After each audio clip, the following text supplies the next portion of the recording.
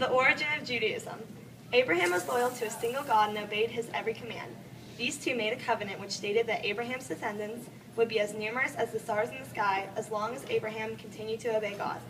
In one instance, God told Abraham to sacrifice his only son. Trusting God, Abraham listened and prepared an altar to sacrifice his only child.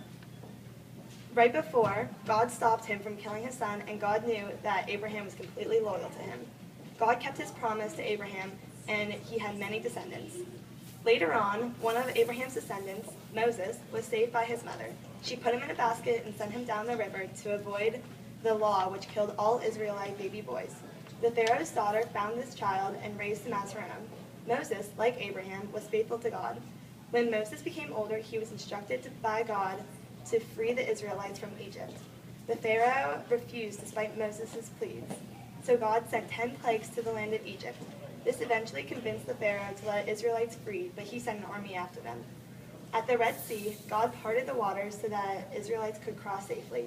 Any soldier of the Pharaoh who tried to follow drowned as the walls of the water came back down. Moses led all these people through the desert by listening to God. After 3 months of travel, they arrived at the base of Mount Sinai. Moses traveled to the top of the mountain and received the 10 Commandments from God.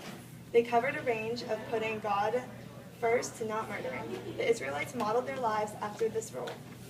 They continued their journey for many more years and eventually crossed the Jordan River to Canaan, the Promised Land. The people were ruled by judges and then kings. After the death of King Solomon, the kingdom split into Judah and Israel. Foreign powers invaded both of these lands. The Israelites experienced cruel exile